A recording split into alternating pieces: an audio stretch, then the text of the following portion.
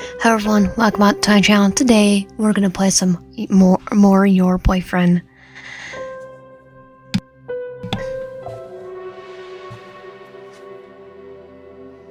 Today we're gonna do a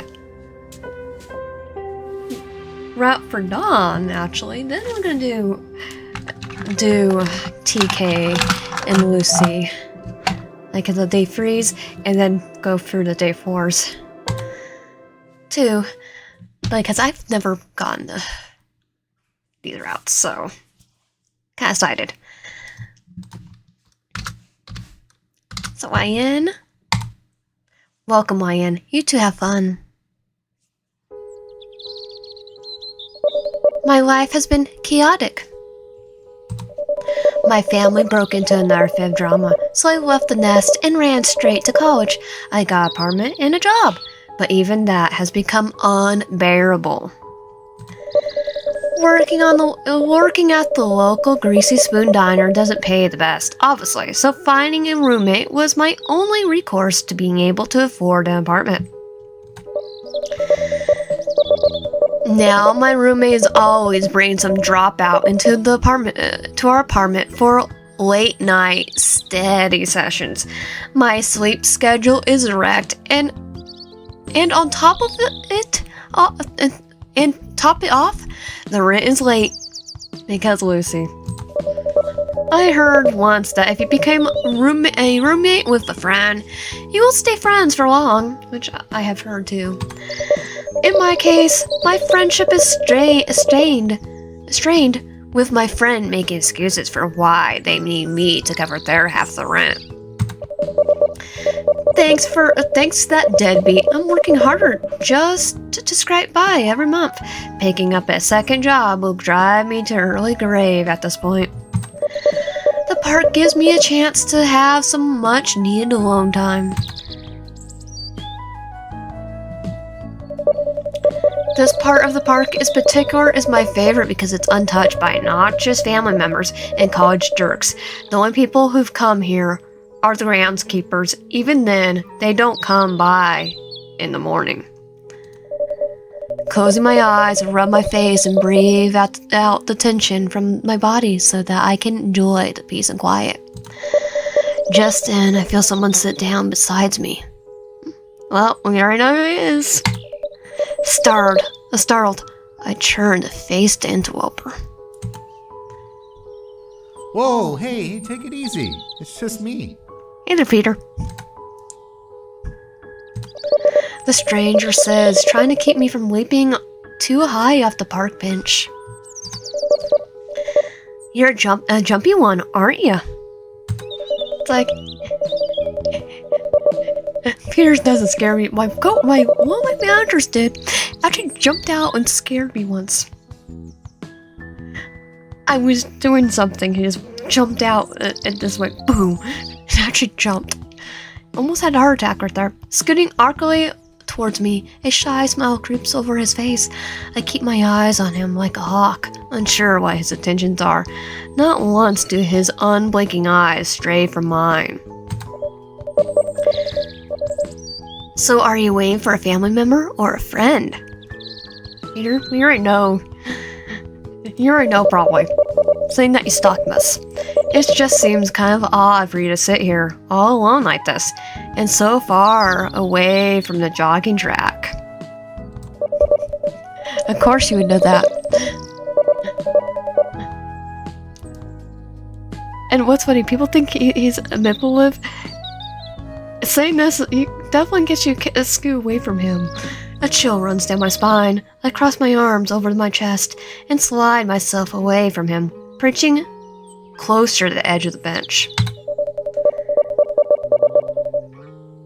Does a sane person walk up to you out of the blue and start asking such questions? No. But people do anyway. Some people have a foot in mouth disorder. The stranger picks up on my unease, refraining from moving away any closer to me, towards me. Crossing his fingers in between his legs, he smiles warmly. I mean, you don't look like a groundskeeper or one of those old people feeding pigeons after doing Tai Chi. I'm just getting some alone time, time to myself. Things have been pretty intense lately. You never heard of alone time? It's like he wants to wrap his arms around me in comfort, fingers twitching. Like he wants to? He most likely wants to. Actually, no, not most likely. He does. Look, I know this is sudden. Very sudden. But may I have the pleasure of taking you out to dinner? I still love how it goes so soft. So the very sudden, you start going lower. Can I have the pleasure of taking you out to dinner? He did too. Like, he is faking. Technically has anxiety, so he's not exactly faking it. Can I have the pleasure? Never mind, he's weird. Can't, and seeing that he does have the self-harm too. Yeah, I can't tell if it's just him being socially awkward or eccentric. Why? Why is he interested in me of all people? Oh, because he's a yandere. He's been stalking us. Well, I'm your boyfriend. Isn't that why you're here? And he knows he's in the game.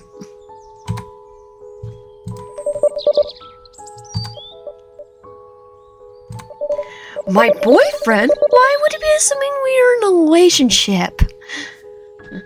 Well, because he's in the game. He knows he's in the game, and that we're playing the game.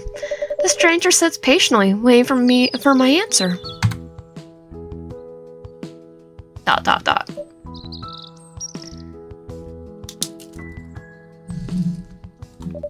Discomforting silence grows, unsure and confused by the situation. I can't find the words. It's just so sudden.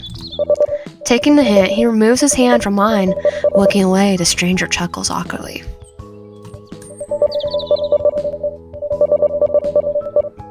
Hey, I get it. If you don't want me to be your boyfriend, I just thought I would take the chance to ask you out.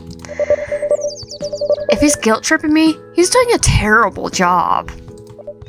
Well, it's just I don't even know you, so... Don't worry, I get it. I suppose I'll be a little weirded out too if some random stranger came up and asked me out on a date. Flattered, but a little uneasy. He's taking my rejection well, not throwing a fit or making a scene. The stranger is almost understanding of my feelings. Thank God. I'll better get going then. It's nice talking to you though.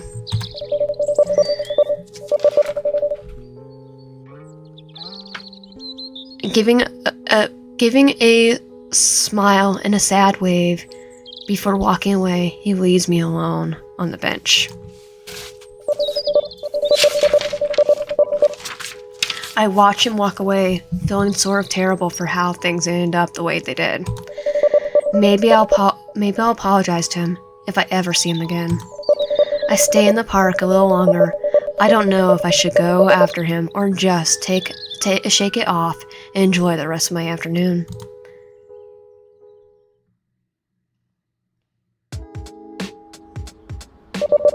I wander around the city a little bit more, visiting places I normally wouldn't. I still can't get that man out of my head. It's baffling. One hand, I'm glad that he didn't keep harassing me about going out with him. At the same time, I wish he stayed around for a little bit and just talked to me like a normal person. That could be just my loneliness talking.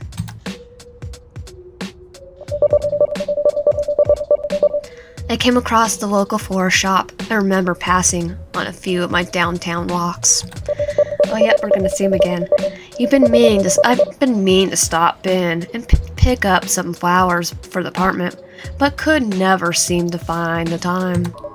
Well, I have time now, so why not? Guess we're gonna see Peter. Again.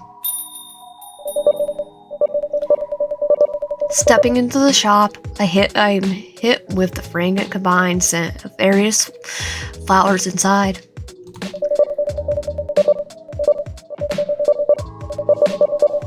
I wander past the colorful displays of flower arrangements, potted plants, and small gift bags of potteroni. I had a particular purchase in mind. I catch a scent of roses from the rustic wooden shelf display. I love the display right there. Being mindful that some still had their thorns, I reach out to pick one up. A hand brushes against mine. I snatch my hand away, catching a glimpse of the other person. Peter. There he is. Oh, fancy seeing you here. The man from the park beams at me before pulling the rose out. I didn't know you stopped here too. I don't. The stranger places a finger over his lips. Shh, it's a small shop. There's no need to raise your voice. His comment rubs me the wrong way, but I try to compose myself. Did you follow me here? Is this a pure coincidence, or should I be worried? What? Of course not. He looks a little hurt by my accusation. I come here almost every day, you know. That's a relief. He fumbles around with the rose in hand, eyes focused squarely on the ground. He is nervous, though. Seeing the last playthrough we did, he's not. He's actually being genuine here. I love flowers. Well, he might be lying about that, but he is technically awkward and has anxiety. I have flowers. This little shop is the only one nearby, so I come here a lot to see what new bouquets they have made and if they have any on sale. I admit that sometimes I get a glimpse of you through the windows of the diner they work at. Lately, I've been mean to walk in and finally say hi, but I lose my nerve and stay out. Okay, we're supposed to go. You've been watching us? Even though, technically, when he's saying that, that would be, oh, he just wants to ask us out type thing. You've been watching me? Are you serious? What kind of creep are you? But it's not like that. His hand reaches out for my shoulder in an attempt to calm me down. I flinch away in shock and disgust, not wanting his grubby hands anywhere on me. Don't touch me! I storm out of the florist shop, not looking back for anything. Oh, yep, here's the poor Peter right there. I feel for him. It's getting dark out. I hate walking home at night. After crossing paths with that creepy stalker, I have no reason to now. I take a longer, less traveled path home in case that creepy guy knew about my habits. Crap, I need to find a new place to hang out and probably a new job.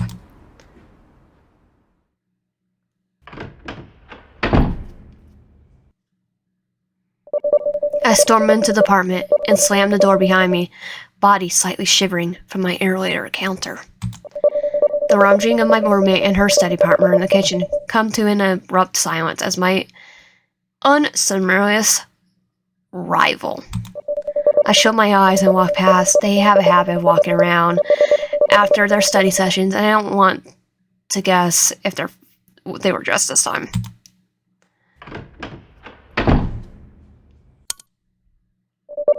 I flop down on my bed, muffling a frustrated scream with my pillow. After a moment, I roll over my back and stare up at the ceiling, trying to forget about my day, trying to forget about him. Falling asleep with sheer exhaustion, my last thought is a simple wish. I hope I never see that weirdo again.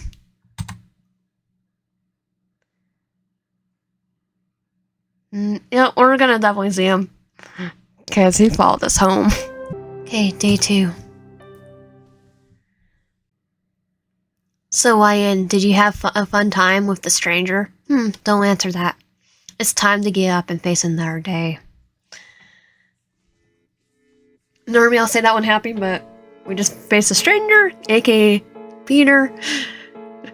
Oh, which we didn't get to nickname him this time, so that's why we call him the stranger. I roll over my bed for a moment. Every inch in my body is begging me to wake up, but I don't have the mental energy to do it for it. I feel so sleep deprived. I fight the will to wake up for a moment, rubbing my eyes before sitting up in my bed. I'm a mess.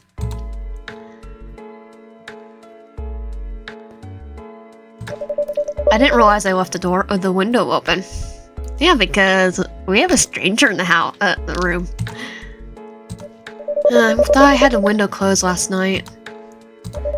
That's weird. I don't wear most of my clothes anymore. At this point, it's just piling up and making it difficult to see inside.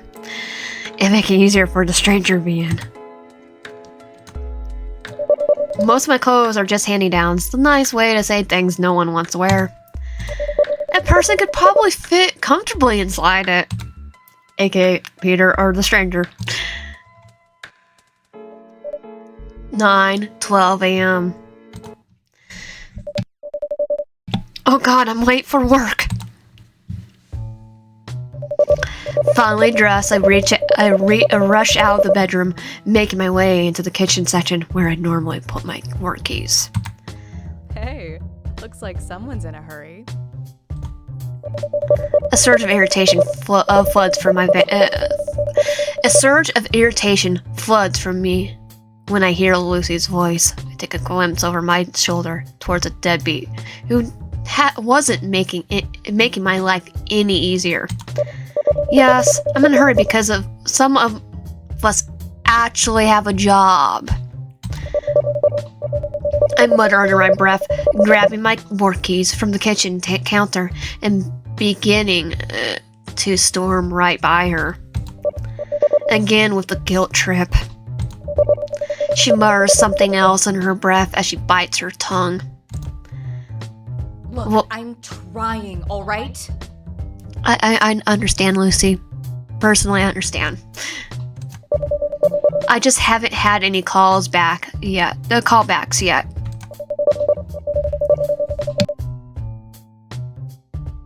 Actually, I do, because one of our playthroughs, she literally left, had job resumes and applications all over her room. She tries to explain, but I've grown tired of her half-but excuses.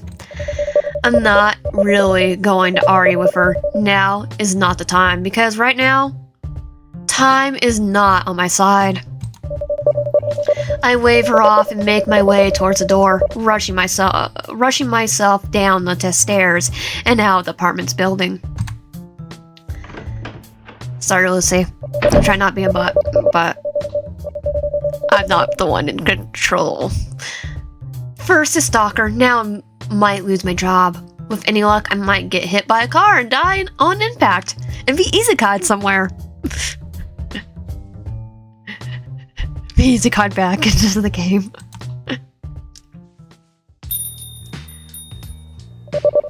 It's Sunday. There's usually hardly any customers on Sunday mornings, but even then, it doesn't excuse my tardiness. Rushing through the front doors out of the diner, I dash into the kitchen and grab my apron off the coat hanger along the far end of the wall. The apron seemed to be the only place where grease stains don't get all over me. Yeah, it's because aprons protect you from, well, shield you basically, your regular clothes.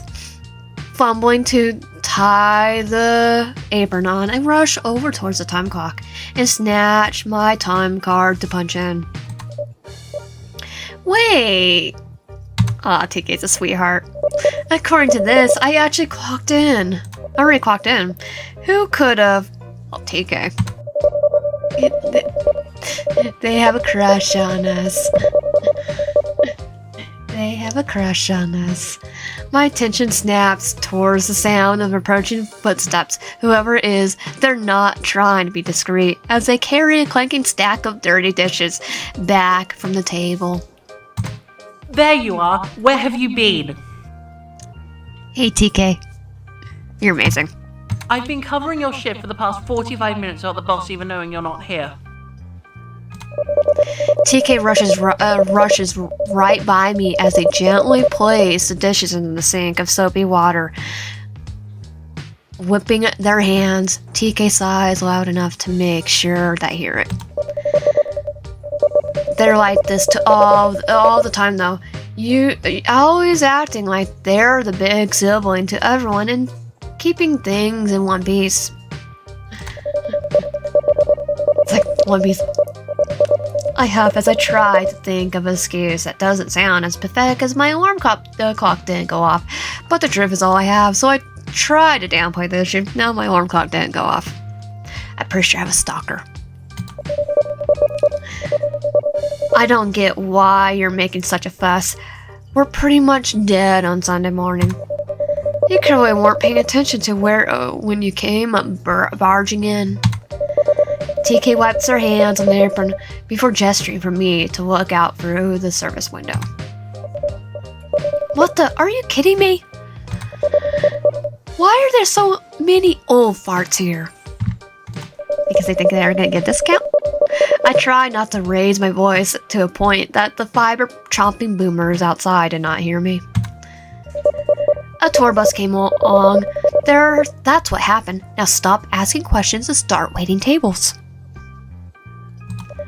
TK hands me a spare notepad and pencil and nudges me out the kitchen. Great, here I am. Hoping to have an easygoing day. So much for that.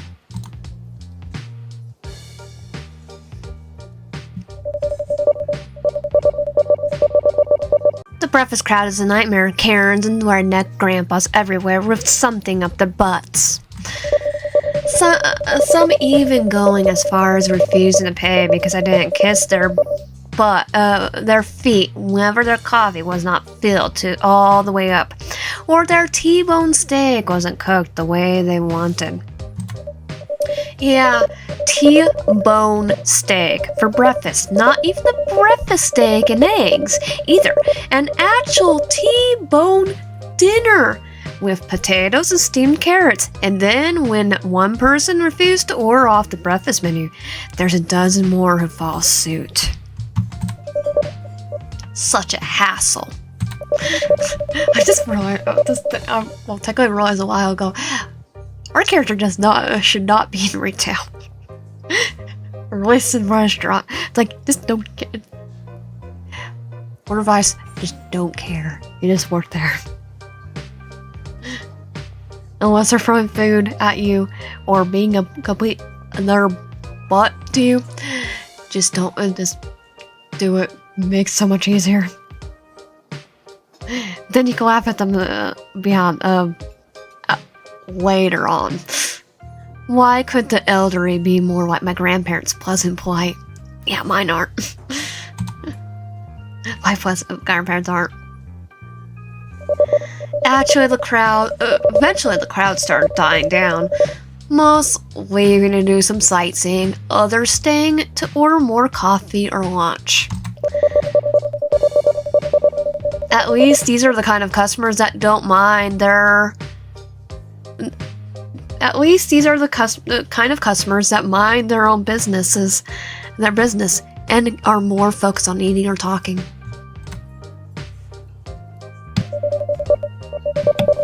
Staggering into the kitchen, I let out a long sigh, rest against the wall, finally able to take a moment to relax. Yes, TK. I know you want to get off your feet, but you missed a table. Looks up. No, I didn't miss a table. That's a stalker. What? TK sneaks over to my side, giving me a gentle nudge before pulling back out to the dining area. I roll my exhausted eyes and look over towards them. Can't you do it? I don't feel like having some Karen dump their juice on me again. I would, but you owe me for recovering your shift for an hour. Darn it, they have a point. With a groan, I lean myself off the wall, trying to straighten my posture and stumble back out.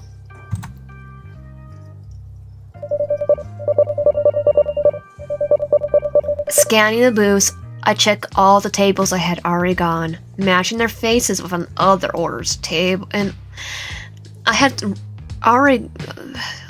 check all the tables I had already gone, match their faces and orders table by table. I don't think I missed any. The voice chimes in from the booth to my right. Okay, hey Peter. Hi there, stranger. Well, you're the stranger. Your name's Stranger. Oh god, not you again.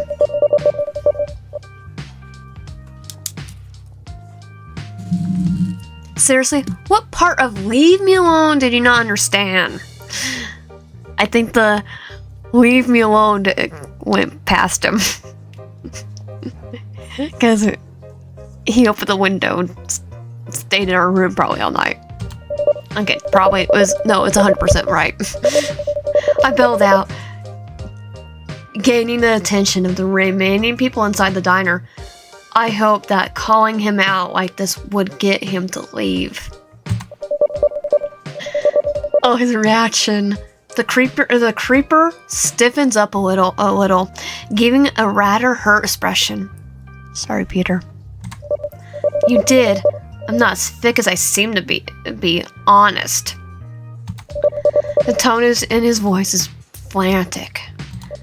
All I wanted to do was apologize for my behavior yesterday. You didn't even give me a chance to explain myself.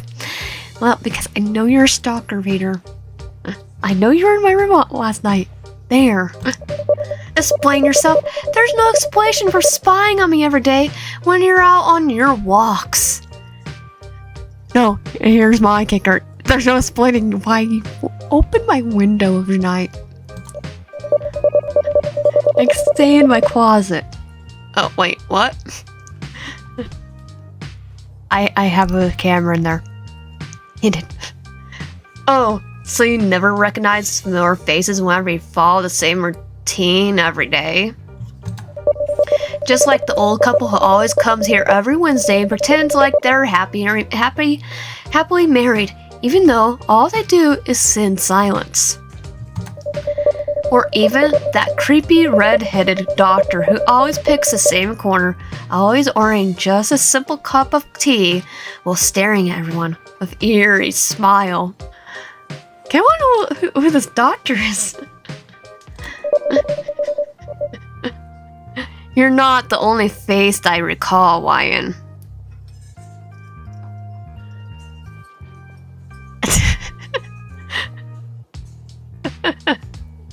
Well, I'm the only face that you go and stalk, so. Actual stalking. He mumbles, looking down at the table in front of him as he starts picking up one of the napkins. He does have a point. Laying out a deeper sigh, I hold my notepad and pencil. Just tell me what you want to order. He picks up the menu and starts looking over. I still want to make it up to you, though, for being too forward yesterday, I mean. As he speaks, he starts folding the napkin into a paper crane. Rolling my eyes, I try my best not to snap at him, speaking now for my teeth. Oh my god, no, alright! I might have overreacted. I might have misinterpreted your intentions, but that does not change the fact I don't want anything to do with you. Sorry, Peter. It can't be helped, dear. His eyes shift over towards me, an eerie glint in his gaze as he smiles a little, responding to my reply. You're just playing hard to get at this point. Did you really just say that to Peter? Did you just really say that?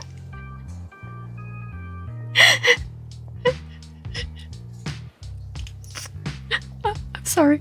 Did you really just say that? and I do love games. Peter, when someone says no, it means no. That's definitely a red flag, people. A jolt of dread shoots through my entire body. Like, I love this character, but yeah, I don't know if that. I don't know if the word. I don't know if it's the words, his tone, or his gaze, or the gaze that sets off all the red flags. I'm not going to stand here and analyze why my survival instincts are kicking into overdrive. Probably because I know he's a yandere and he's stalking me, and those words are actually a red flag. His tone definitely is too. No means no, people.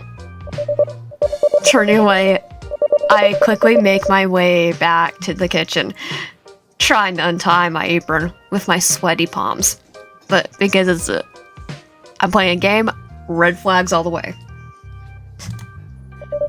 Despite the fact that we're definitely not going for Peter this time. TK approaches with an expression of concern. They might have watched the whole thing happen. Hey, are you alright? What happened? What did he say? I can't do this. I need to go home. After no, I'm staying here in the corner. I hand TK my apron. Just have Alicia cover my shift from now on. Whoa.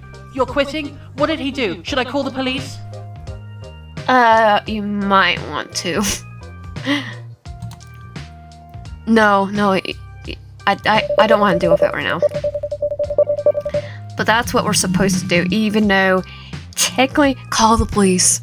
I don't want to talk about this, nor do I want to be bothered with this creep any longer.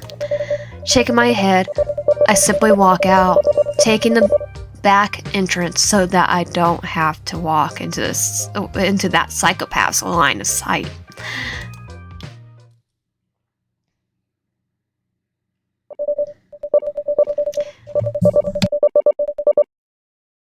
Rushing home, I occasionally look over my shoulder, hoping that I wouldn't catch that stalker following me behind me.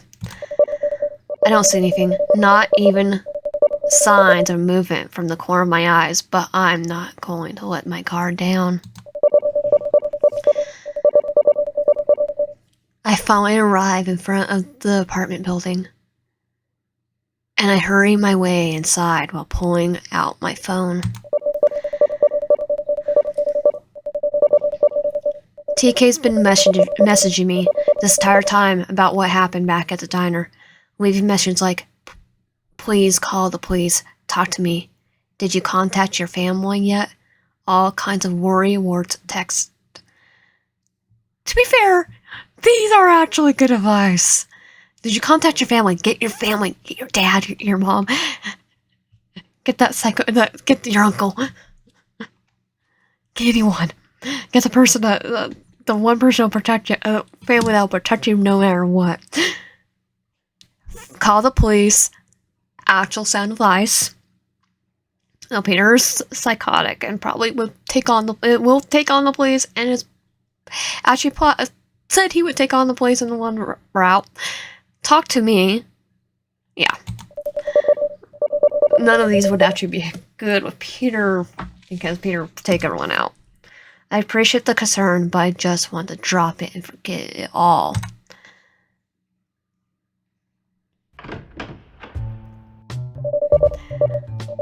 And honestly, a stalker, from what I've seen on the internet, police probably won't do anything. Family would do more, probably. Home, sweet home, hopefully. The guy doesn't know about where I live. It depends on the family, though. Oh, no, he knows where I live.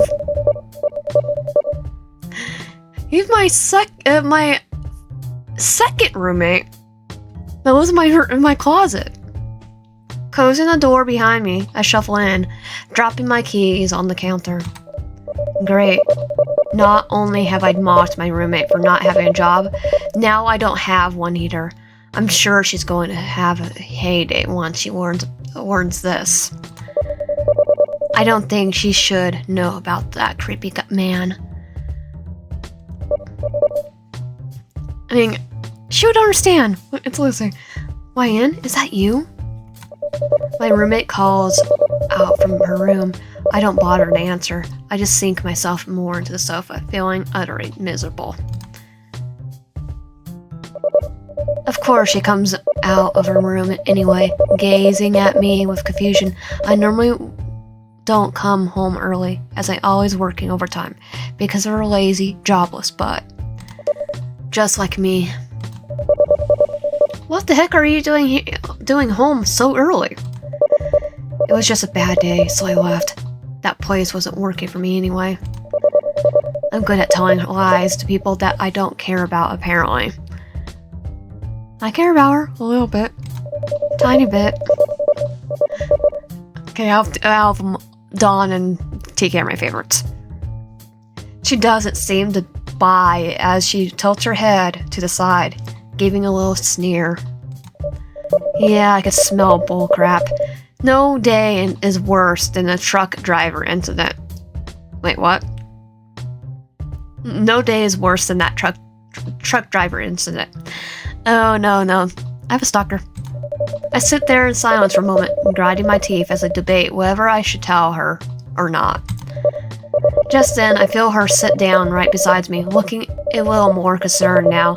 Honestly, this is off-putting, especially since she never really acted as she cared about me when I first moved in. Come on, stiff lip. Talk to me. Come on, stiff lip, talk to me.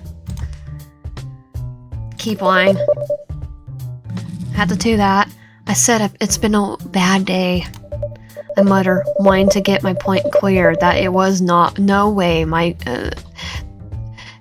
wanting to get my point clear that there's no way I'm going to go into any discussion about this. My roommate keeps quiet for a moment, almost as though she's reading my body language before laying out a long sigh. Well, let me at least get you a drink.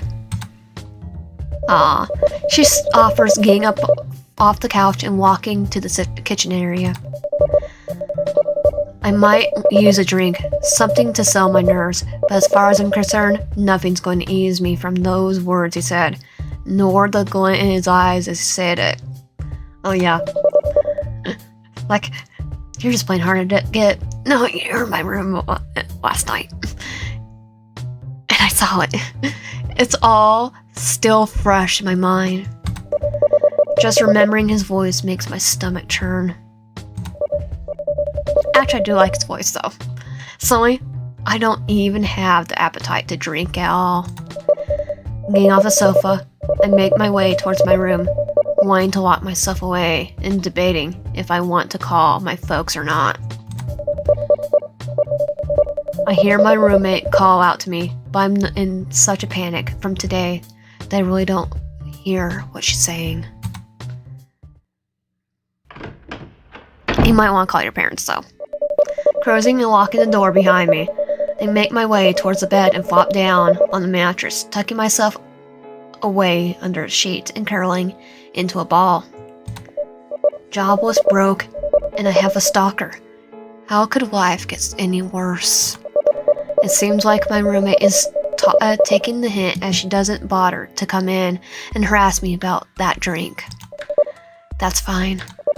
I've had enough of that. I had enough of the company for a long while.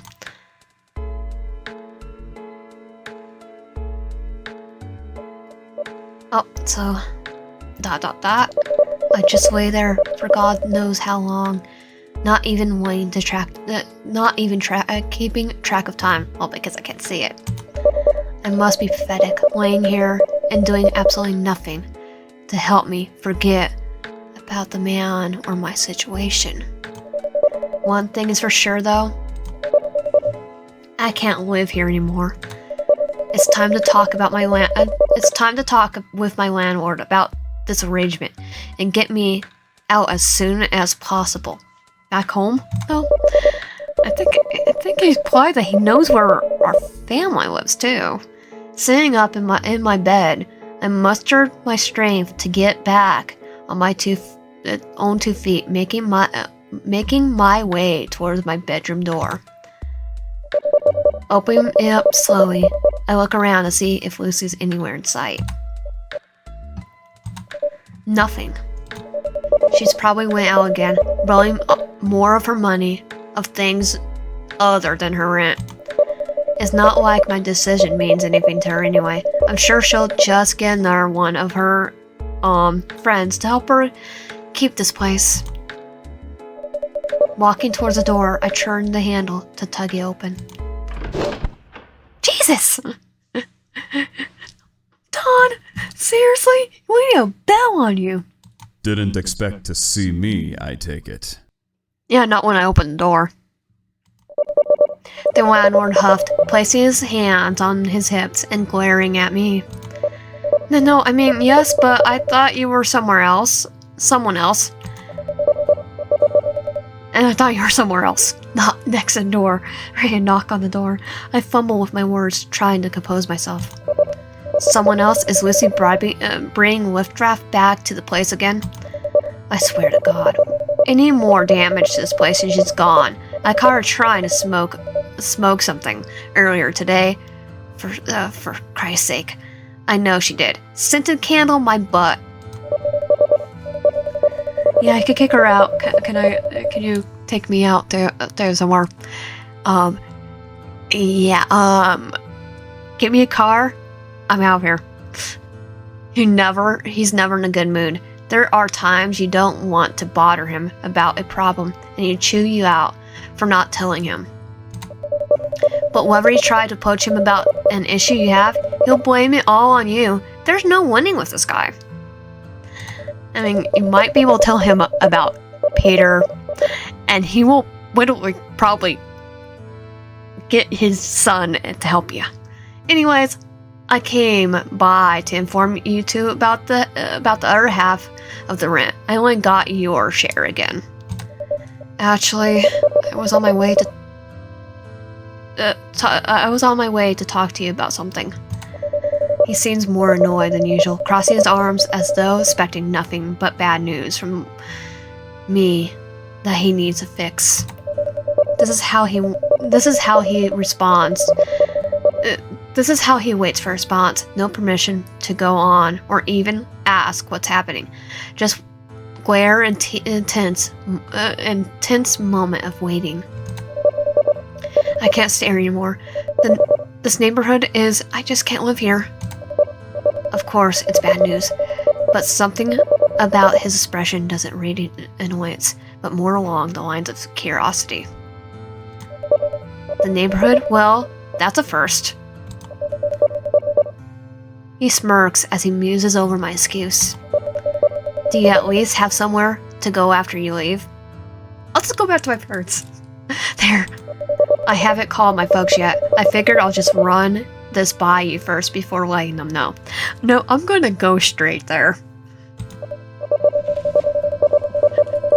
Guarantee it. Knife versus gun would not go well for Peter. I mean, it didn't go well for Billy Loomis, aka Ghostface, so. Kid, you must have family issues if you need any approval for your move. Kid, you must have family issues if you need my approval for your moving arrangements first before telling them. I'm going straight. He says bluntly as he walks away from the door before trying to make his way down the hall. Anyways, let's head to my office and we'll get things arranged if we can. He's taken this surprisingly well. Probably can't wait to have an excuse to kick Lucy out if there's no one to cover for her. This is the landlord's place. Why the heck is he harassing us about our living space if he doesn't even take care of his own? Yeah, sneer all you like. I'm the one paying for the whole apartment complex and letting you live in nicer units, so shut it. He says though he knows exactly what I'm thinking. I must have not been the first tenant who had this reaction. He makes his way into one of the rooms, leaving the door open so I could follow him in. I wish I hadn't. Oh, it's a little office space. The small space is worse than out there. Nah, it's fine. It's a little office space. You might need a new computer, though. Piles upon piles of paperwork are stacked on his desk, and 4 filing cabinets overflowing with paperwork for God knows how long. Coffee stains and various bottle caps from beer bottles scattered all over his desk, and cigarette butts littering the windows sill as though he would smoke with the window open. Also, of course, so it won't get the room smelling like smoke. That spoils the smell. Well, at least his wall decor are nice with classic tin posters of old diners and soda companies. Seeing himself on the desk, he lets out a long sigh and tugs one of the cabinets open, flipping through the crumbled papers one by one. Lie in, right? I just nod while continuing to look around this mess of a place. I catch a glimpse of the picture frame he has on his desk. The frame itself looks rather old, like those 1960 frames you find in a thrift store nowadays. Wait. Aw. My attention turns back at him and pulls out my paperwork, looking over the lease I have with the building. You've been here for, 3 months now? Yes, I have a stalker though. My heart sinks the moment he shakes his head and lays the paperwork down. Your lease agreement was for 1 year. You have 9 more months to go before you're able to leave. If you try to early termination on your lease, it's going to cost you $4,500. Are you serious? Are you serious? Are you kidding me? I don't have that kind of money. Well, you're gonna need to find a way to get it, won't you? The landlord huffs, not all pleased with my outburst. He takes my papers and crams them back into the filing cabinet.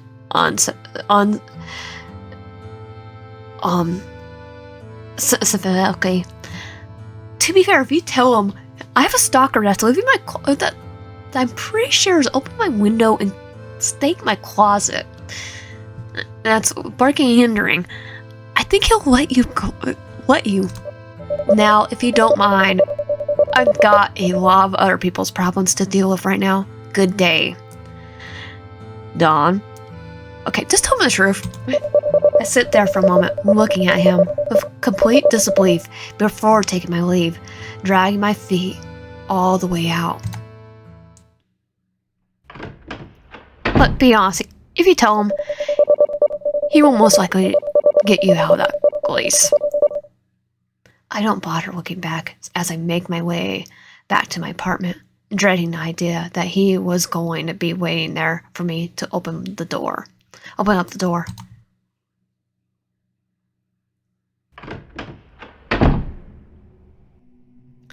I'm gonna get knocked out by Peter, so the sun has set, and it looks like Lucy still isn't home yet. It's not like she's going to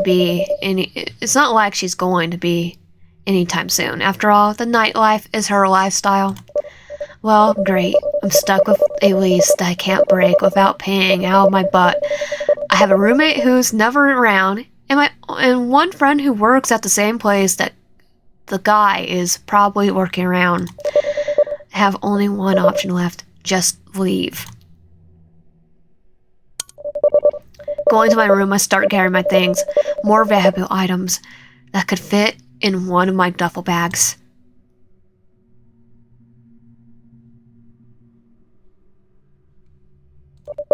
Of course I need these.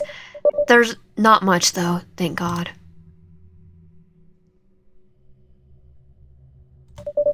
I'm definitely taking this with me. I need something to keep my mind off all the stuff, at least until the battery dies.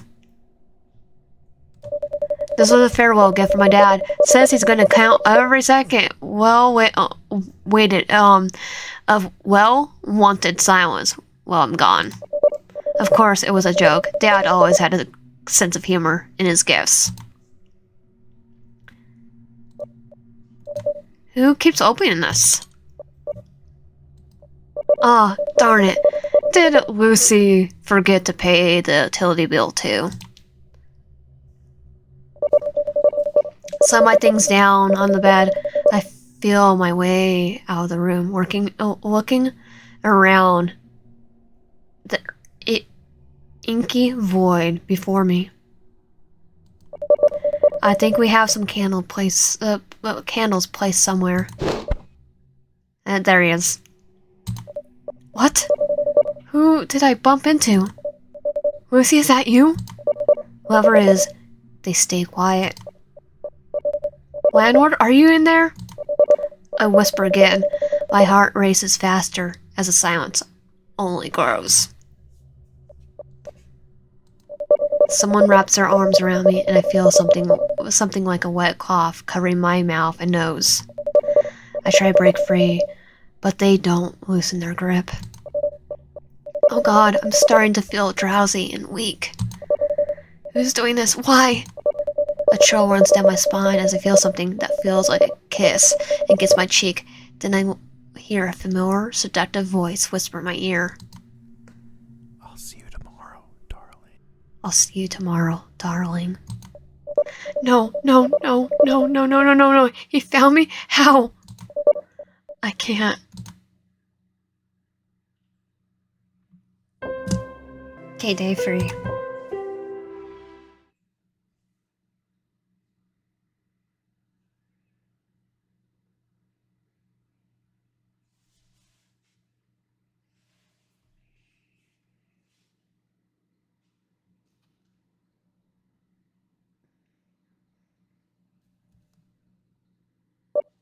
Ah!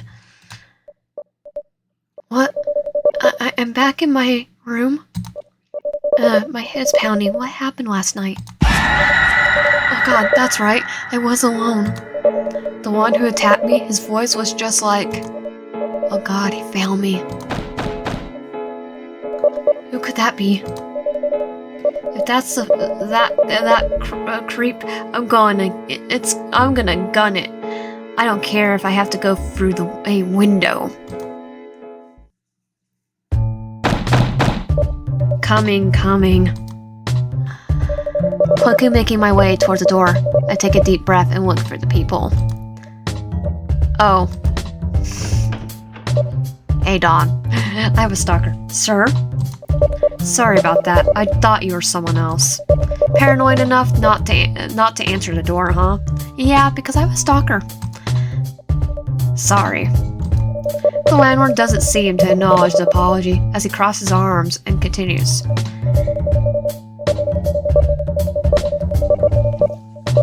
Anyway, I came by to check up on you. Lucy mentioned you were troubled about something, but kept a stiff lip about the whole thing.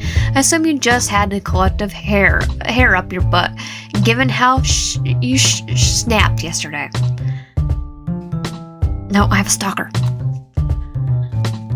Hey, I'm going through some stuff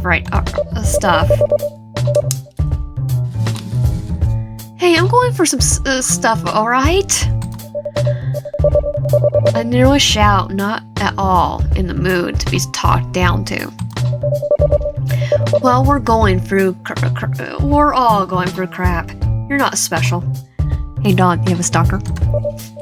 Yes, not amused with my little outburst. I still stand by. He will... Tell him that you have a stalker, and that the stalker is in your room, you swear the stalker was there and chloroformed you. Yeah, he'll do something. Anyways, have you seen Lucy by chance?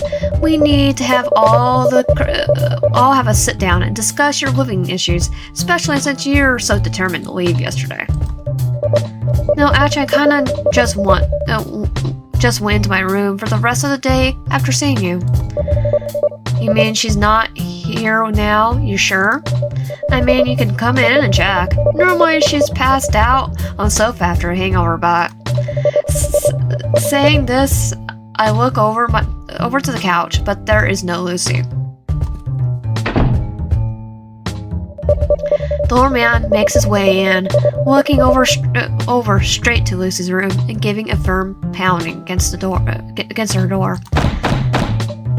Lulu, are you up? Up and at 'em. We need to talk. There's no answer, no yelling, no usual grumbling, no throwing anything at the door in response. Darn it. He huffs, jiggling the doorknob for a moment as a warning before opening the door. She's not here? Does she normally leave a note or something?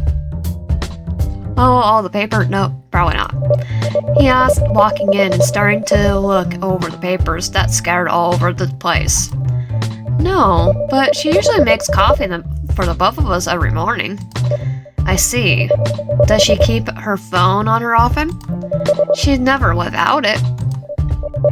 Good, I'll check my Rolex and see if I can get a hold of her. Like a Rolex is an iPhone. Or iWatch. Saying this, the landlord walks out of Lucy's room, closing the door behind me once I'm out as well. Seeing as I might need to give her a few hints in job searching as well. He says mainly to himself, "Why? All of those papers, they're job applications dated back to 4 months ago." There's a pin of guilt in my gut as he says this. I mistreated her, Lucy, so bad lately. She wasn't even making half but excuses about not getting her any callbacks after all. I mean, that's the truth. Hardly any place does callbacks anymore. Anyways, we'll give her a call. I'll give her a call. If she doesn't pick up, let's just pray she comes by later. I might have an opening for her. Okay, give me the job. Oh, I was gonna give her a job instead this time. After the landlord took his leave, I groaned under my breath and closed the door. Looking up at the clock, I felt a sinking sensation in my gut, realizing that I still needed to call TK, let them know that I'm doing alright. I'm surprised they haven't called me yet.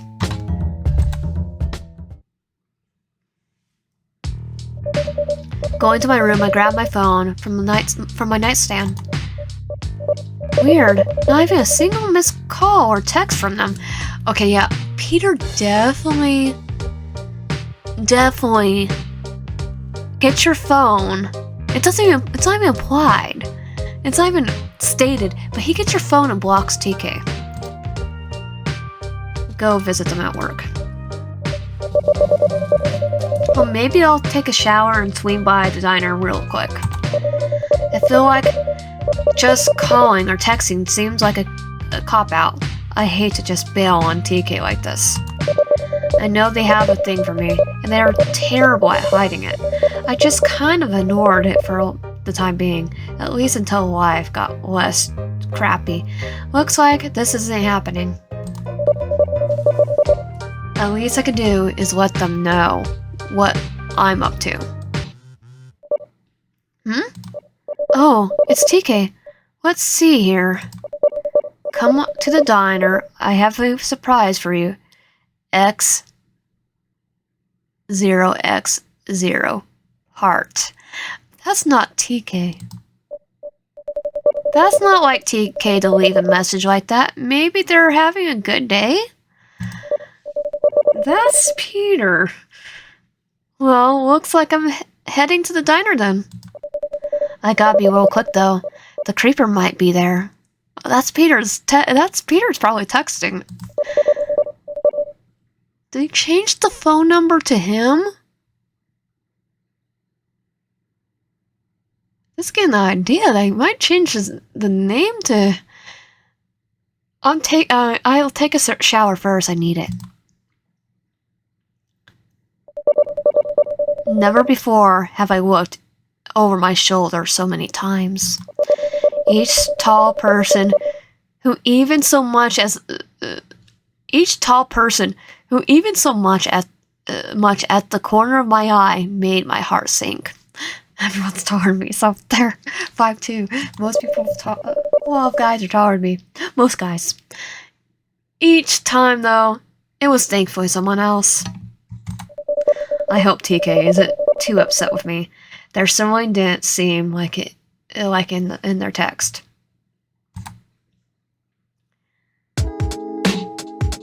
He still killed someone.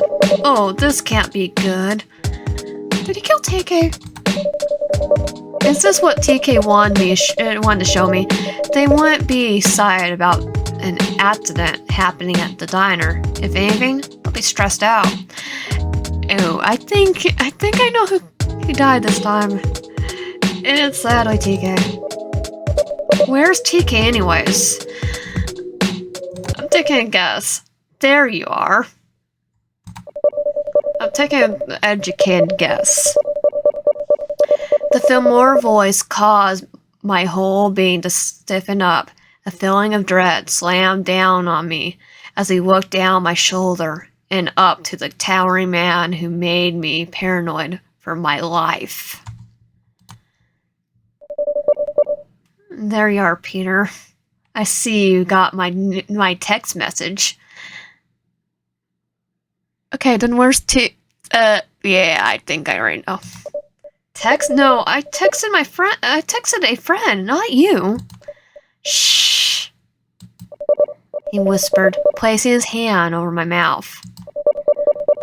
I was going to end up slapping his hand away and running. That is until he held up a familiar item. That's TK's phone. Yeah, I think I know who he killed this time. I know, there are quite a few pictures of the two of you in there. Such a lovely family, too. Yeah, I'm going to feel bad for what I did now. Okay, yeah, I don't have to think that he did. He did do it. What? His expression went from soft smile to a mild frown, looking at the people who were surrounding the diner and taking me by the hand. Let me explain to you in privacy, he muttered. I tried to yank my hand away, but his grip suddenly became firm. The creeps gazed down at me with slanted eyes, not as usual bright blue eyes either. I don't want to be forceful, darling. Please, let's discuss this elsewhere. Okay. I spoke between clenched teeth. If I wanted to know what happened to TK, I certainly wasn't going to know if I cut ties instantly. The freak seemed to soften his grip upon my response, looking around the area until he started guiding me over towards the alleyway. Like, Peter, you did bad. Get a spray ball and start spraying him. Bad, kitty, bad. Nothing gonna happen. Nothing gonna happen. Nothing good ever happens here. Crap. Once we were deep enough from public eye, he finally lets go of me and lets out a long sigh. Look, I'm sorry for losing my cool back there. Peter, I know what you did. I don't care about that. I don't care about you. What I care about is if you're taking a hint and leave me alone already. I think I want to care about what he did with TK. Keep her voice down. I guess next time I'm doing TK route, so. And I I have gotten the hints. I know you want nothing more to see me get hit by a truck, or just seeing me again as long as you live, or never see me again as long as you live. But I can't do that. Actually, I probably would take getting hit by the truck by myself. Easy kite out of here. Why? What the heck is wrong with you? You're what's wrong with me. You're the one that keeps me awake at night. You're the one who always on my mind. The one that makes my heart beat out of my chest each time I see you, smell you. The truth is, you want the truth? The truth is I'm mad. Mad to the point that I crush your skin. While you sleep soundly each night. What? Oh, Ryan, you don't get it? I'm opening my heart to you. I'm being forward. I'm being honest. Truth matters in a relationship, and I'm tired of keeping things from you. Peter, this time we're not in a relationship at all. You're named the stranger. The butthole stepped closer, his hands resting on the wall behind me. I love you. I love you the moment I saw you at the diner.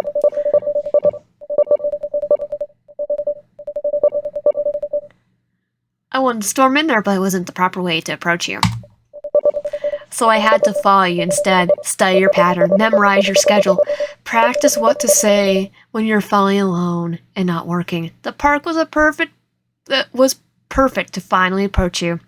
Then I screwed that up for you. And now you're called the stranger, Peter.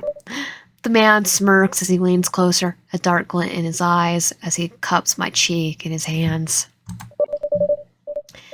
You're upset with me now, sure, but you and I can have this work now. No more hiding, no more secrets, just us. Saying this, the psycho parts his lips a little. A long and glittering tongue sinks out from his fang-filled maw.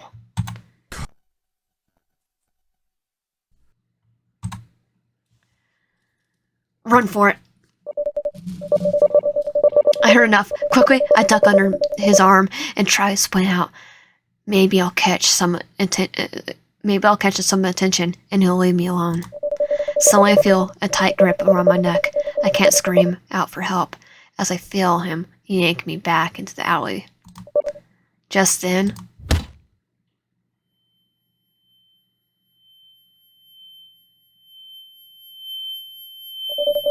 it's time to go home, darling.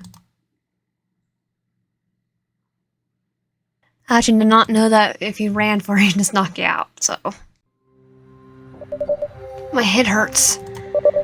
A dull ache spreads across my side as my head, A dull ache spreads across the side of my head like a brush fire sparked from a cigarette butt. The veins behind my eyes are throbbing, and a warm, soft cough caresses my cheek.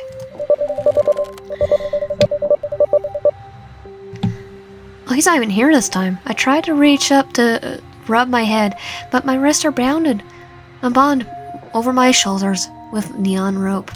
Neon rope? Where the heck am I? Good morning, sleepyhead. I twist my head to look over a pair of blue eyes that are glaring at me.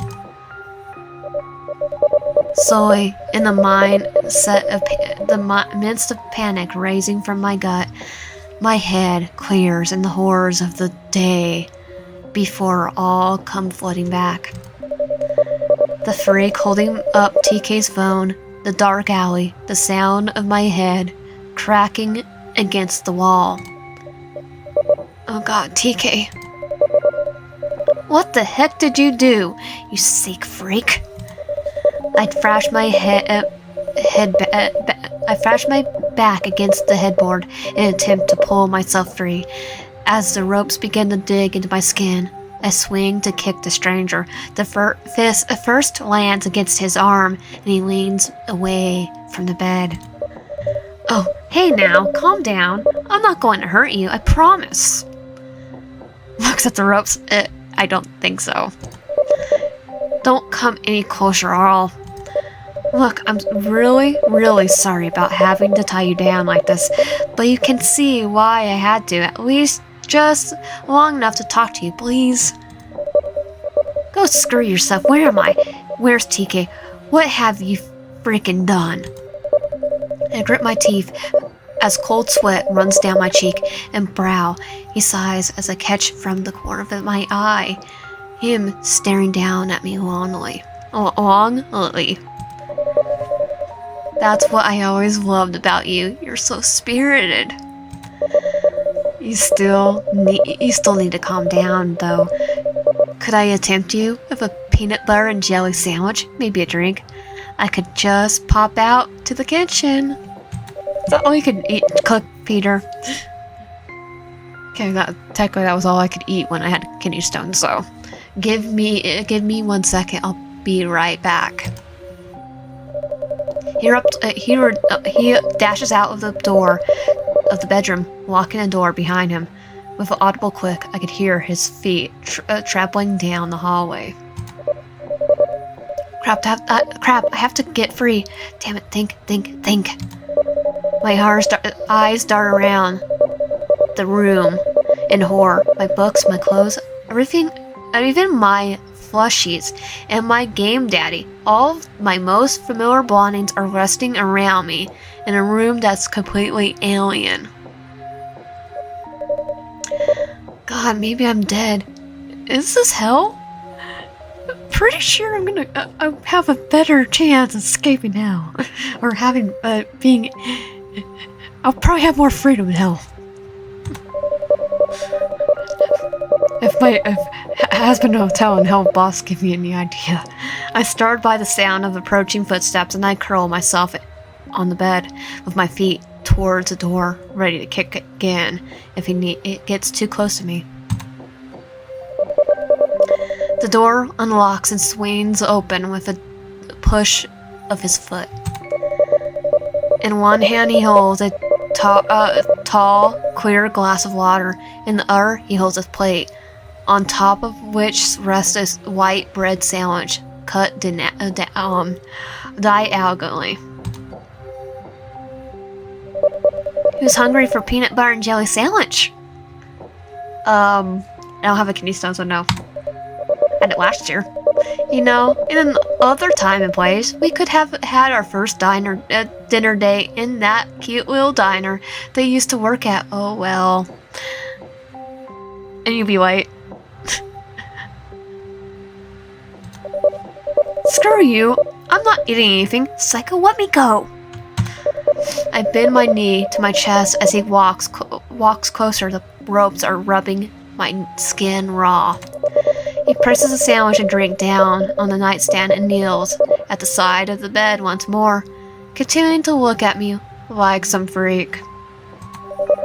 I don't expect you to eat any of it. Honestly, you're paranoid about being drugged or poisoned.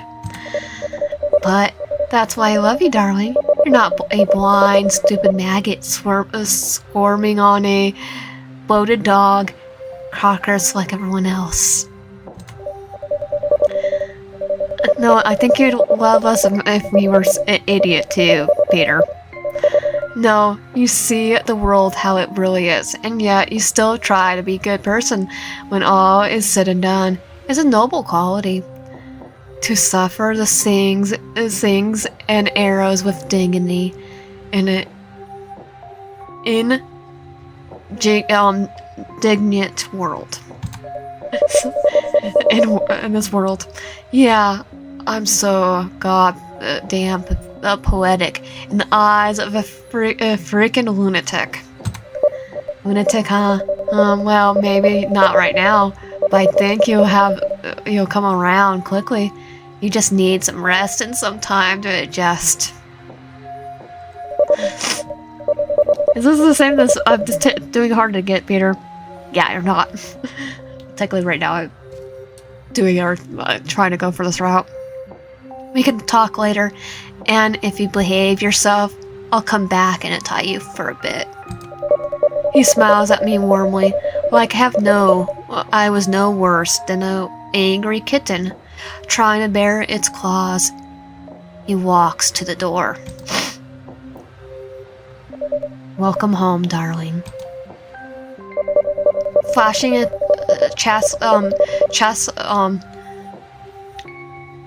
Cheshire cat grin and bidding adieu. With a wave of his hand, he locks the door behind himself. That sadistic piece of crap, he locked me in. My heart is jackhammering in my chest, and the urge to vomit rises. I try to pull my wrists free from the ropes, and they dig into my skin until they're aged, and my fingers get numbing, tingling sensation. Aspirated, my eyes dart around the bed. The room is unsettling. It has a shining veneer, but if I look closer at the chipped and tattered door frame and the peeling wallpaper by the shelf, with my music, I can sense the dank rot underneath it all. There's nothing I can use. It's all too far out of reach. And even if I did get loose, how do I get out of this room? First he does, God knows what to TK, and now I'm stuck in his little room in the middle of God knows where. This is all too much, but I can't afford to panic. I take a few breaths to try to slow down my heart and regain my senses. Breathing in for 4 seconds, hold for 8, out for 5. Calm myself, sit myself up on the bed and try to untie the ropes with my teeth. Crap. Where did he learn to tie knots like this? I continue to bite and pull out my restraints, growing more and more furious as I pictured him earning a not trying merit badge from some weakened scoutmaster. My teeth ached as I bit and twisted my wrist to gain more slack. Rinse and repeat. The ropes give way with each pull until a few more and I might be able to slip free. The fibers of the rope burn against my skin, stretching around the bones of my thumb and knuckles and toe. Yes! My hands pull free, and I try not to make noise as the pain washes over me. My wrists are rubbed raw, and I'm missing some skin around the back of my hand. I'm bleeding, but I'll survive. I hope. I use my teeth and free hand to untie the other.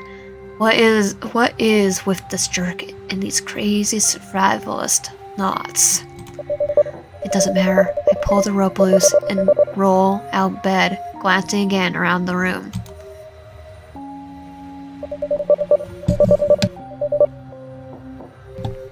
I need some way to get out, and I need a weapon just in case.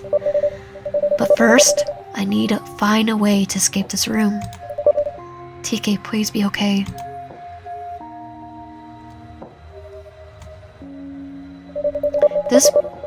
Maybe this will help me open the door.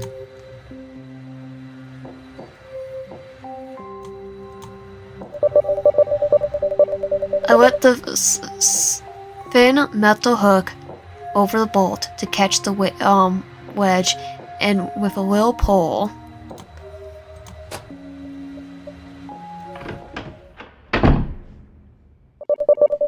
I cautiously pull the door wider, hoping that a dry hinge won't tattle to my abductor. I hear the rapid clicks of the keyboard coming from the room beside me. The keystrokes are outpaced by the beating of my own racing heart.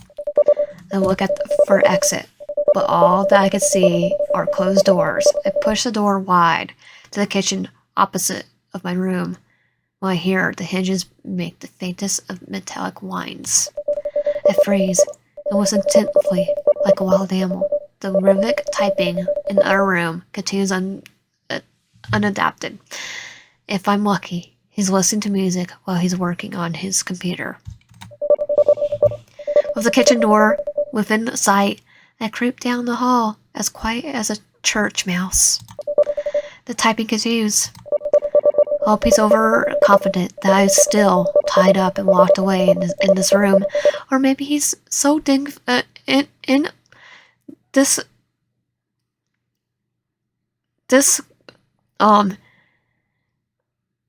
this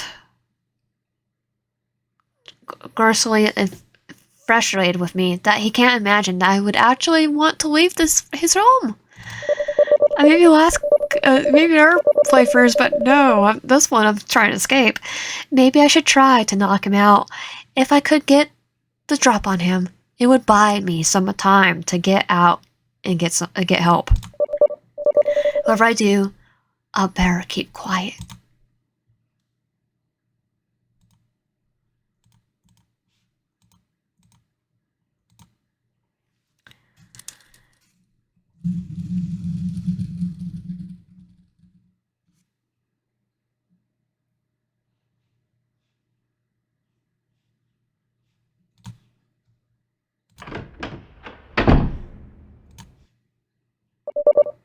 Sleep easies.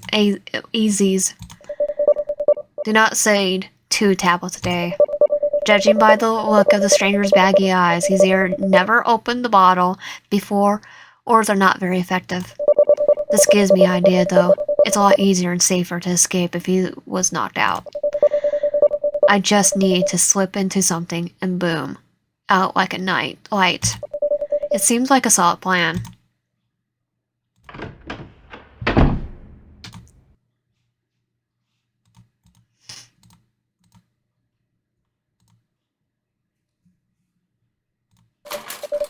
It's full of junk. There has to be a knife. Oh, thank God, finally armed. He still doesn't know I'm out here either. I need to be cautious.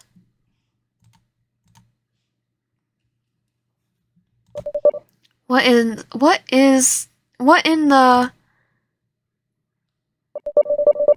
the tank is a hog-nosed snake with the name Rat on the water dish.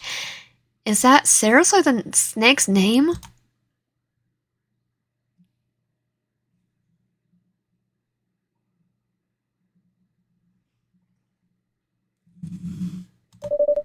But okay, so it says same thing.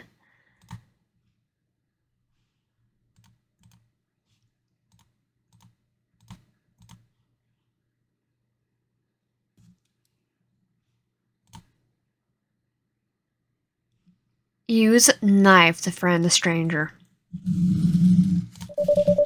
I grip the knife in my hand. My heart is now pounding, my body not physically ready to make the leap into being on the attack. But if I don't, who knows what he'll do to me if I cower out here. Cover out now.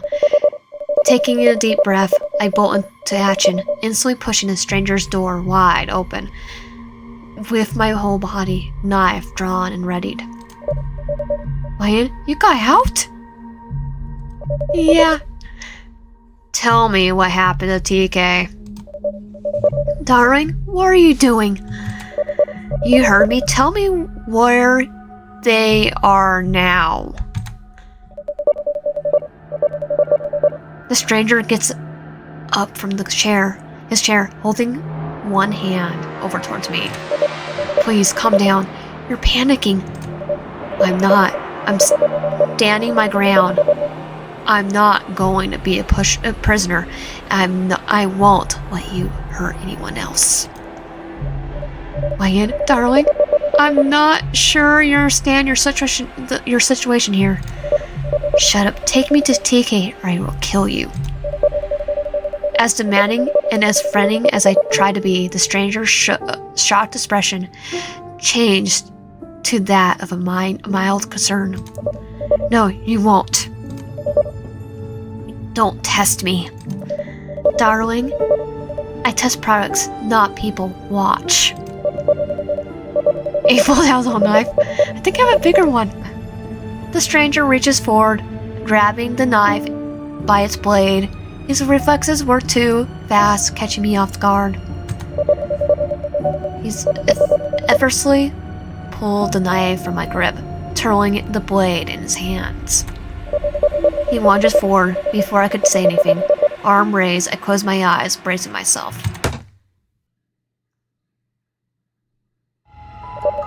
The sting of the blade never comes, and I open my eyes to find the stranger's face near inches from mine, holding up only the knife handle. Okay, you're good with knives, but you're not good at cooking with the knives, Peter. I turn my head to the side to find the blade sticking out of the wall next to me. You see, a blade that brittle is way too ineffective for self-defense. Come on, let's get you some water to calm down. He reaches forward to take me by the hand. I jerk away from his touch, backing away from him and out of the room. I don't understand you, Wyan. What is there not to understand? I don't want TK hurt. I don't want to be here. You didn't want to be out there either. What gave you that idea? You said it yourself. Your life has been chaotic. Family drama, a deadbeat roommate, a dead-end job, dealing with rude customers by the busload. You're miserable. I took you away from all that made you unhappy. Away from those who only used you for their own gain. I, on the other hand, am giving you everything. I saved you. Okay, and the words of Butters. What was it? Okay, just watch South Park. Watch the Raisins episode. I brain fart on the what Butters says, but it's life words. You take the pain. Oh no, you take the pain because it makes it you take the pain and you get upset and you bounce back later. I'll never ask you for help. I never asked you for help. I just can't remember what he said. Butters though. South Park. He reels for a moment as he processes it all, the gears guiding in his head as he reflects on where it all went wrong. Under a staggered breath, his shoulders slump, his gaze falls to the floor in defeat. His big blue eyes blink away the tears. I love you, Wyan. I wish you could see that, but I guess I really went too far off the deep end, didn't I? Darn it. I didn't want it to be this way, but if you're so inclined to return to that miserable life. My heart skipped a beat as a stranger reached behind him, pulling out a hunting knife and the steel simmering in the candlelight in an almost hypnotic way. You'll need to take this to protect yourself in these woods. Pausing briefly, he throws a knife to the floor, the blade sticking into the wooden planks between us. After uncomfortable silence, he finally digs his hands in his pant pockets and pulls out a key ring, holding out one brass key. And in particular, he dangles them in view. But if I were you, I would reconsider. Okay, I'm supposed to take keys. There's no way he would simply let me go this easily. He's clearly trying to trick me. If I crouch down for the knife, he'll be at advantage. I don't give him that edge. I free Raccoons and I casually reach out to take the keys from him, but never break eye contact. My outstretched arm is tense, ready to retract at his smallest twitch. In my surprise, he simply releases them. They collapse in my palm, He steps away from the door without word. I begin to fumble with the key ring, but I don't dare to take my eyes off him. The butthole probably didn't even hold up the actual door key. No, that was his car key. Each step I step back, he takes another forward towards me. It wasn't going to be this simple. He'd probably tackle me the moment I tried to step out the door. I'm not going to get caught off guard, not this time. After scratching at the surface around the hole, I'm stunned when the keys finally slide in. His eyes widen, his lips curl into a plea that his throat chokes back along with his tears. Wait, don't! Making a desperate lunge forward to catch either the door or me, I stiffly grab onto the snake tank that sits beside me, knocking it towards the ground between us.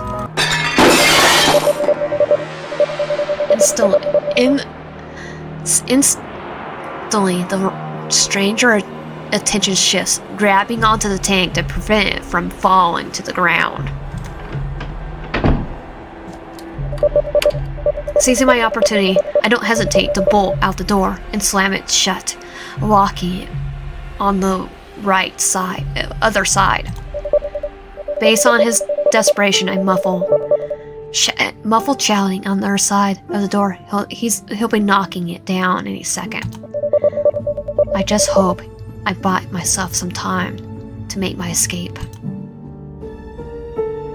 Run towards the forest. Screw it. I'll just make a run for it.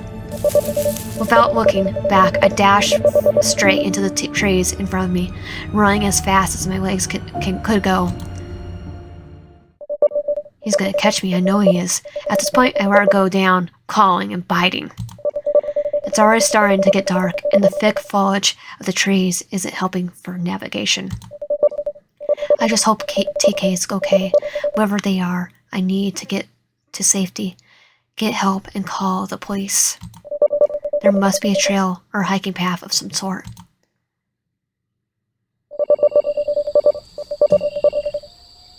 A small makeshift shelter comes into view, overgrown and surrounded by toys. Did a kid make this? What were they doing out here in the first place? Maybe I could truck away in here for a while to get my bearings. Hopefully he won't find me here. Damn, it's too small. To really stay in. I probably would fit in. I shuffle around for a minute, making most of this little moment of peace. A small wooden box lays in the middle of the hut among the weeds. Creeping ivy. Daddy's bear traps. Okay. I take a quick peek inside, hoping beyond hope that maybe someone left some kind of weapon or a flare gun, anything I could use. Wait, what's this? A flashlight. Does it still work? The torch emits a dim light that only slightly illuminates the inside of the shelter. It's not great, but better than nothing. Digging around inside, my eyes are drawn into what appears to be a child's drawings. Daddy's traps. Oh God, there's bear traps around?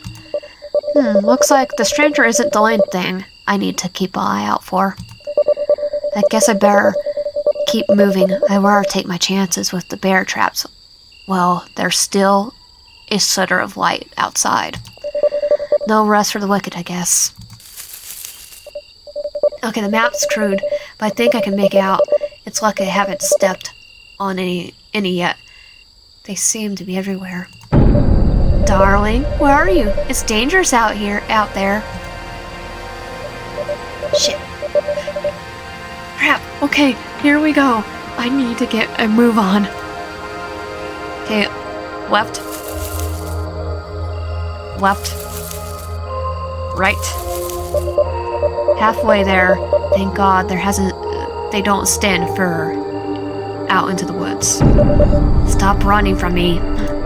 Crap, I need to hurry. Which way was next? Right. Left.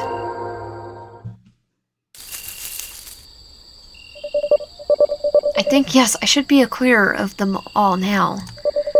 Just in time. It's really fully dark out, and this flashlight is pretty pathetic.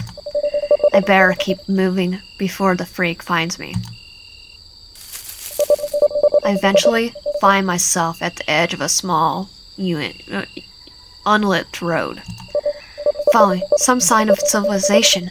All I have to do is keep to the road, and I got to lead. It's gotta lead to somewhere. I might even be able to flag down a car. I ran until my lungs felt dry, and my heart was pounding to the point it hurt.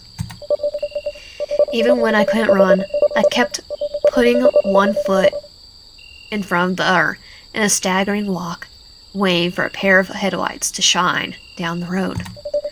No such luck. The memory of my house, my real home, was heavy on my mind. The determination to make it out of this nightmare.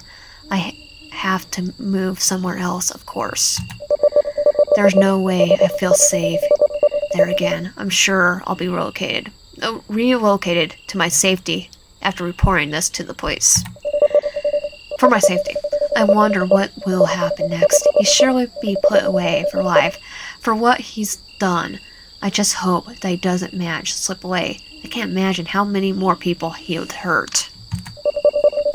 In the back of my mind, I reflect on TK, telling myself that they'll be okay, that they got more wits than a fox, and could probably outsmart the stranger if they needed to.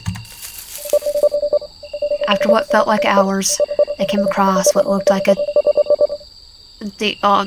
dilapidated hotel, a big for sale sign plastered along the front lawn with planks of wood on the windows. Exhausted and desperate for a moment's respite, I take a moment to think. It's dark, and it's getting colder by the minute. I have much better chance of finding help if I take cover for a night and wait for daylight. And that was, we escaped route, I'm gonna say. If you like my content, please subscribe, like the video, help out, and comment down below. See you guys next time.